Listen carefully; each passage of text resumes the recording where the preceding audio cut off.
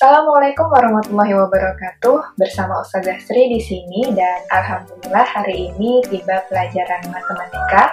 Semoga meskipun hanya belajar dari rumah, Anda semua tetap semangat ya. Oke, mungkin langsung saja kita awali hari ini dengan membaca doa sebelum belajar.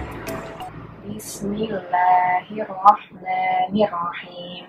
Rabbishrah li sadri wa yassir li amri. Wahlul 'uqdatam min lisani yafqahu qawli. Rabbi zidni ilma warzuqni fahma. Amin. Oke, karena sudah berdoa, semoga apa yang kita pelajari hari ini barokah dan bermanfaat ya anak-anak. Oke, langsung saja, mari kita buka buku pelajaran matematika kita.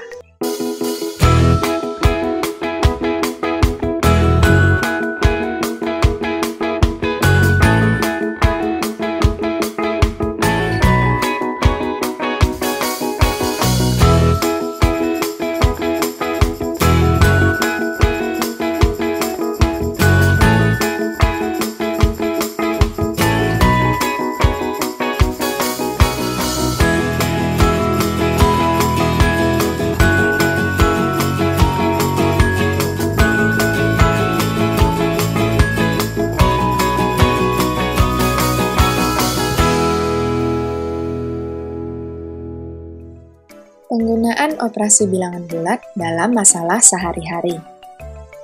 Kita buka halaman 23 ya anak-anak. Di situ ada soal cerita mengenai penggunaan bilangan bulat. Nah sebelumnya coba kita lihat dulu kata-kata kunci yang akan membantu kita dalam menyelesaikan soal-soal berikut. Jika ada kata di atas, maka nilainya menunjukkan nilai positif. Sedangkan sebaliknya jika ke bawah, maka nilainya negatif. Kemudian, kalau misalnya arahnya ke kanan, maka nilainya positif. Sebaliknya, jika arahnya ke kiri, maka nilainya negatif. Kemudian, jika ada kata benar, maka nilainya positif. Sebaliknya, jika ada kata salah, maka nilainya negatif. Dan juga, jika ada kata naik, nilainya positif. Sedangkan jika ada kata turun, maka nilainya negatif. Dan sebetulnya masih banyak kata-kata lain yang mungkin bisa saja muncul pada soal cerita. Tinggal bagaimana dari kita untuk bisa memilah mana yang positif dan mana yang negatif. Contoh pada halaman 23, Pak Adam mengendarai sebuah mobil ke arah timur sejauh 40 km. Kemudian, mobilnya berbelok ke arah barat sejauh 55 km. Di manakah posisi mobil Pak Adam dari tempat semula? Nah, penyelesaiannya, jadi karena ini ada menunjukkan arah mata angin, coba kita ingat kembali bagaimana arah mata angin. Nah, ini adalah arah mata angin, di mana utara posisinya ke atas dan selatan ke bawah. Sedangkan timur itu ke kanan, dan barat ke kiri. Jadi, kalau misalnya kita hubungkan dengan kata kunci yang kita sebutkan di awal, maka arah timur menunjukkan arah kanan, sedangkan arah barat menunjukkan arah kiri. Jadi, mobil Pak Adam pertama-tama melaju ke arah timur atau arah kanan sejauh 40 km. Nah, kanan ini nilainya positif, berarti 40 juga nilainya positif. Nah, kemudian mobilnya berbelok ke arah barat. Nah, arah barat ini berarti sama saja dia ke arah kiri. Berarti kalau dia ke arah kiri, maka nilainya negatif. Sehingga 55 km di sini bernilai negatif. Jadi 55-nya kita tulis minus 55. Nah, sekarang tinggal kita gabungkan saja. Berarti positif 40 ditambah minus 55. Nah, berarti ini adalah operasi penjumlahan antara dua bilangan bulat yang nilainya berbeda. 40 bernilai positif, sedangkan 55 bernilai negatif. Berarti caranya adalah tinggal kita kurangkan saja antara 55 dengan 40. Nah, sekarang hasilnya menjadi 15. Namun, untuk tandanya kita lihat mana yang angkanya lebih besar. Karena angka 55 lebih besar, maka nilai pada hasilnya bernilai sama dengan 55, yaitu bernilai negatif. Jadi, posisi mobil Pak Adam dari tempat semula ada di minus 15 km, yang artinya adalah ke arah kiri, atau lebih tepatnya di arah barat, sejauh 15 km.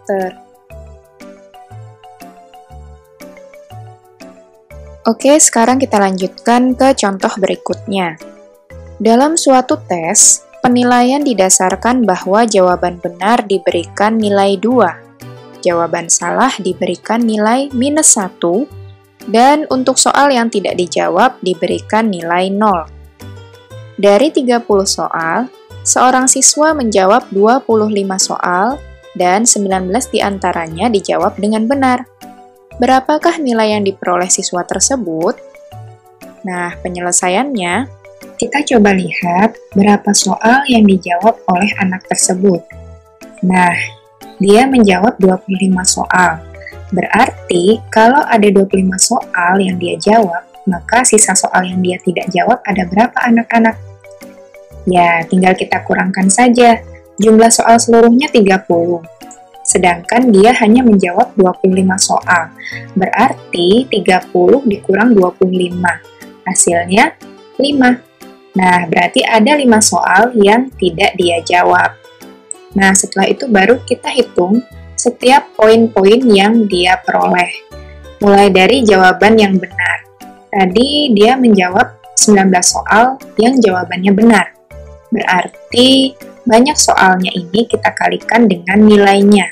Karena nilai benar adalah 2, maka 19 soal yang benar kita kalikan 2. Hasilnya 38.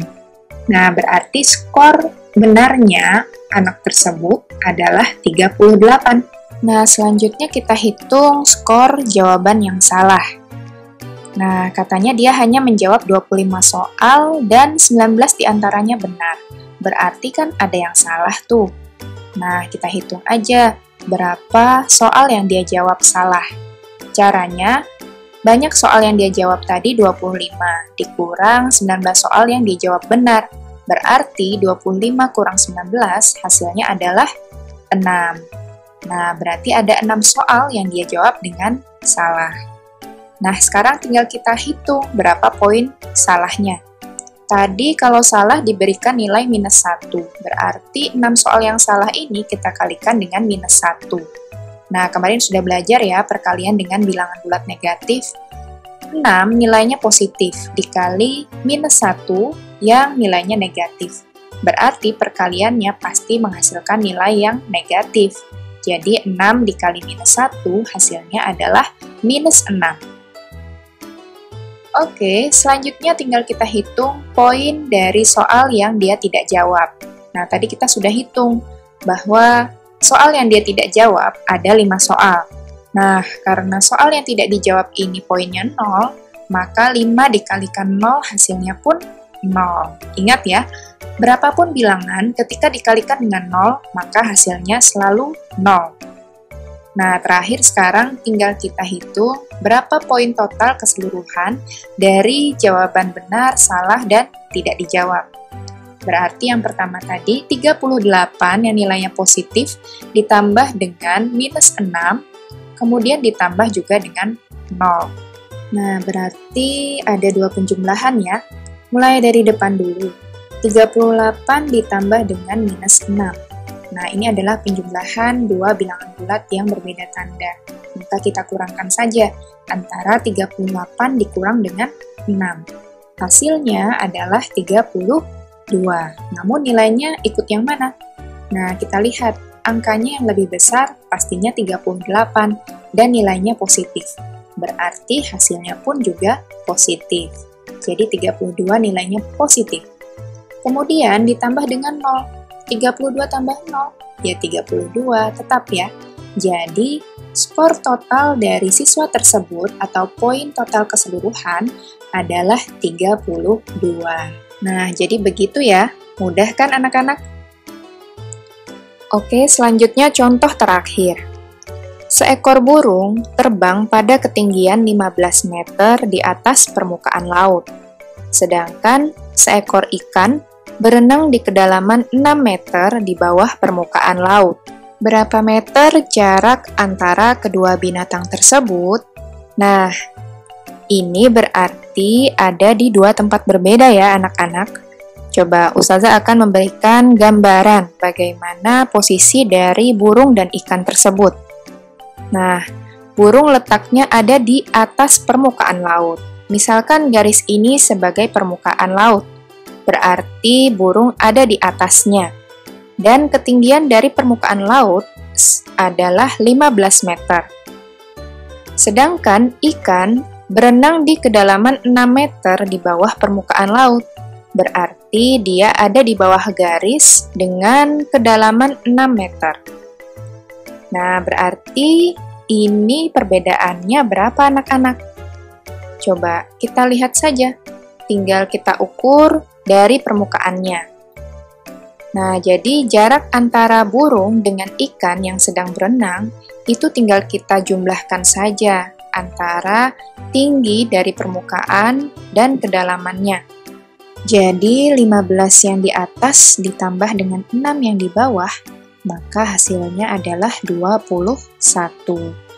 Nah, jadi perbedaan atau jarak antara kedua binatang tersebut adalah 21 meter. Nah, bisa dipahami ya? Nah, cara yang lain adalah dengan menggunakan kalimat matematika. Jadi, kita menggunakan kata kunci yang ada pada soal. Tadi dikatakan bahwa burung sedang terbang di atas permukaan laut dengan ketinggian 15 meter. Berarti karena dia di atas, maka 15-nya bernilai positif. Sedangkan ikan berenang di bawah permukaan air laut dan dengan kedalaman 6 meter. Berarti ini adalah minus 6. Karena di bawah permukaan. Nah, jadi kalau digabungkan dan kita lihat dari pertanyaannya ditanya adalah jaraknya, maka ini sebetulnya selisihnya. Selisih berarti dikurang.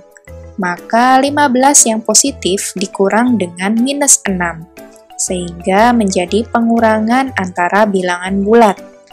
Nah, tanda kurang di sini bertemu dengan minus. Berarti kita jadikan 1 menjadi tambah atau positif. Nah, berarti menjadi 15 tambah 6 yang hasilnya sama dengan 21. Nah, jadi sama ya hasilnya meskipun caranya berbeda. Baik, Alhamdulillah anak-anak. Semoga apa yang Ustazah sampaikan dari awal hingga detik ini bisa kalian ingat terus ya, agar pembelajaran berikutnya bisa berjalan dengan lancar, dan kalian mudah mengerjakan apa-apa yang akan ditugaskan. Oke, mungkin cukup segitu dulu apa yang bisa Ustazah sampaikan hari ini. Semoga bermanfaat dan berkah ya anak-anak. Dan mari kita akhiri dengan say hamdalah. Alhamdulillahirabbil alamin. Segala puji bagi Allah Rabb semesta alam. Praise be to Allah. Oke, cukup sekian dari Ustazah. Ustazah mohon maaf jika banyak kekurangan dalam menyampaikan. Wassalamualaikum warahmatullahi wabarakatuh. Sampai jumpa di Kamis depan.